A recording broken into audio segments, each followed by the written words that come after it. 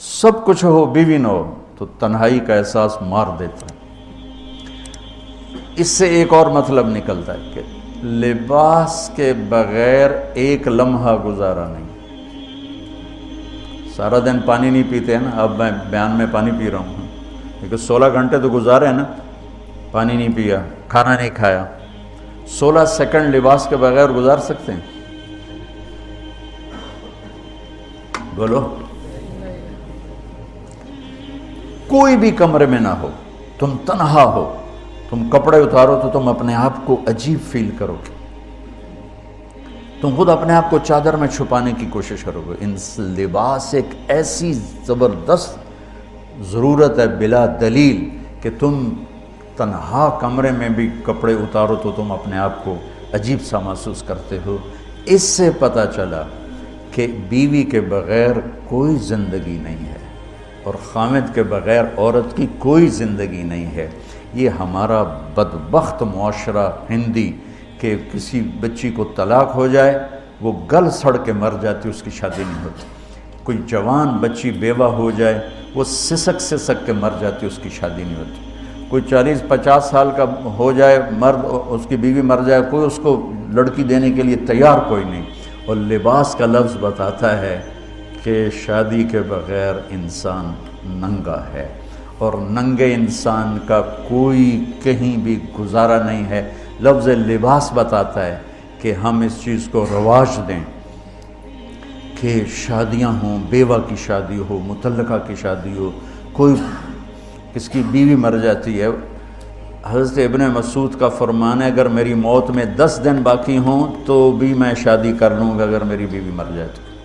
ابو ہریرہ کہتے ہیں اگر میری زندگی میں 7 دن باقی ہوں اور میری بیوی مر جائے تو میں 1 ہفتہ بھی شادی کے بغیر نہیں رہوں گا، میں شادی کر لوں گا۔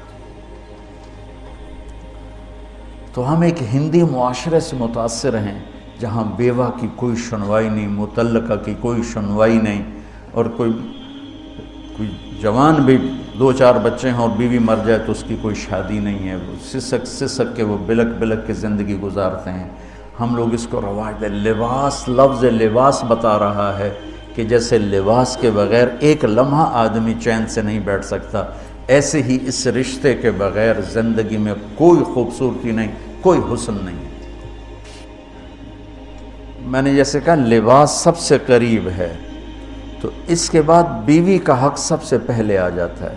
ماں باپ کی طرف سے زیادتی آئے تو تمہارے ذمے ہے اپنی بیوی کو بچاؤ، اللہ کے واسطے اپنی بیویوں کی حفاظت کرو۔ ہاں تمہاری بیوی کی طرف سے زیادتی آئے تو اللہ کے واسطے ماں باپ کی حفاظت کرو۔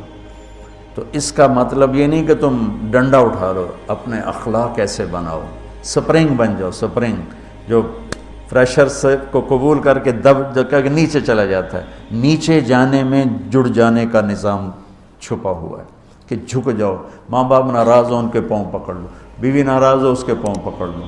ذلت میں عزت چھپی ہوئی ہے، ساری زندگی کا تجربہ بتا رہا ہوں۔ ذلت، اللہ کی رضا کے لیے ذلت اٹھانے میں عزت چھپی ہوئی ہے۔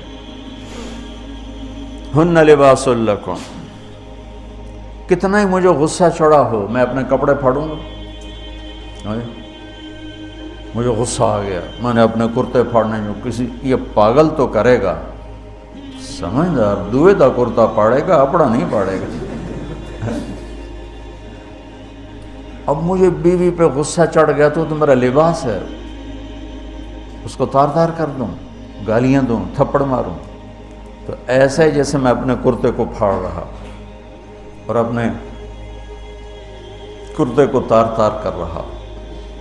بیوی کو غصہ چڑھے تو وہ اپنے کپڑے پھاڑتی ہیں۔ کپڑوں کے لیے کتنے حفاظتی نظام ہیں، الماریاں بنی ہوئی ہیں اور ہینگر بنے ہوئے ہیں، کریز خراب نہ ہو۔ جب پڑھتا تھا نا لاہور تو اسکول میں یا کالج کا میں سب سے خوش لباس لڑکا کہلاتا تھا،